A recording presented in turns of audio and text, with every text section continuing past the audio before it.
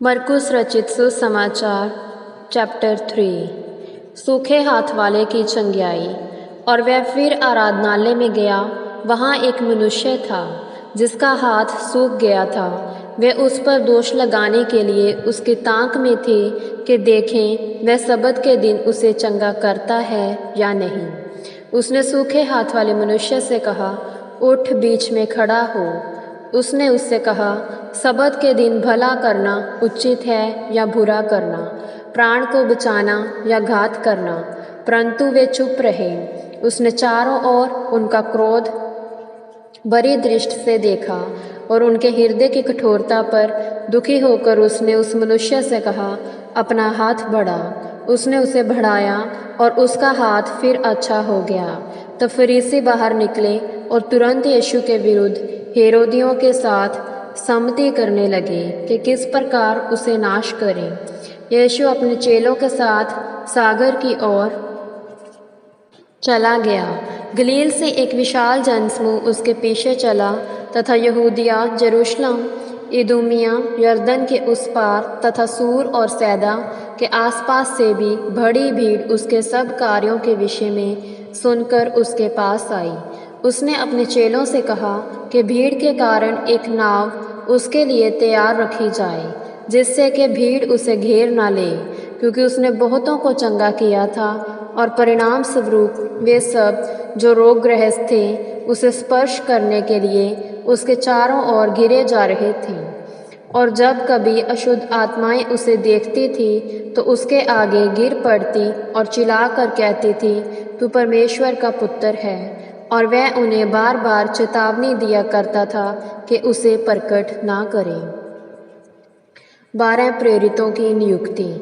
फिर वह पहाड़ पर चढ़ गया और जिन्हें चाहा उन्हें अपने पास बुलाया और वे उसके पास आए। तब उसने उनमें से 12 को नियुक्त किया कि वे उसके साथ रहें और वह उन्हें सुप्रचार करने के लिए भेजें और वे दुष्ट आत्माओं को निकालने का अधिकार रखें।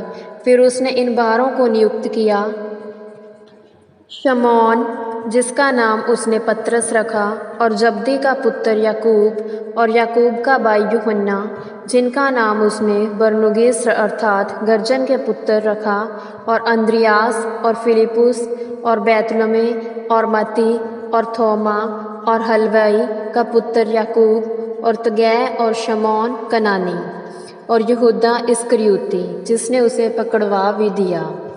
और वह घर आया और फिर एक ऐसा विशाल जनसमूह एकत्रित हो गया कि वे भोजन भी ना कर सके। जब यीशु के कुटुंबियों ने यह सुना तो वे उसे पकड़ने के लिए निकले, क्योंकि उनका कहना था उसका चित्त ठिकाने नहीं। तब शास्त्री जो यरूशलेम से आए हुए थे कह रहे थे, इसमें बालजबूल समाया है और वह दुष्ट आत्माओं के सरदार की सहायता से दुष्ट आत्माओं को निकालता है। तब उसने उन्हें अपने पास बुलाया और उनसे दृष्टांतों में कहने लगा, शैतान कैसे शैतान को निकाल सकता है। यदि किसी राज्य में ही फूट पड़ जाए तो वह राज्य स्थिर नहीं रह सकता। यदि किसी घर में फूट पड़ जाए तो वह घर स्थिर नहीं रह सकता। और यदि शैतान अपने ही विरुद्ध खड़ा हो और अब उसमें फूट पड़ जाए तो वह स्थिर नहीं रह सकेगा, परंतु ये उसका अंत होगा।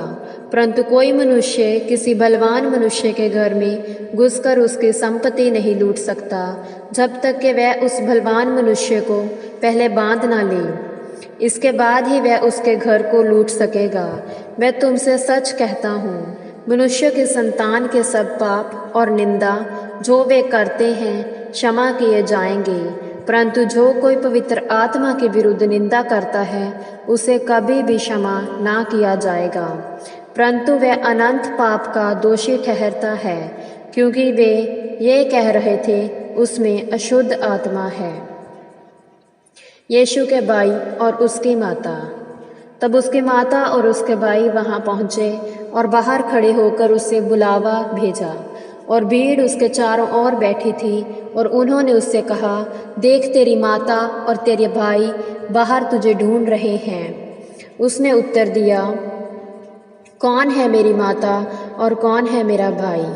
और अपने चेलों चारों ओर बैठे हुए लोगों की ओर दृष्टि डालकर उसने कहा, देखो मेरी माता और मेरे भाई, क्योंकि जो कोई परमेश्वर की इच्छा पर चलता है वही मेरा भाई और बहन और माता है। यही प्रभु की वाणी है। ईश्वर को धन्यवाद।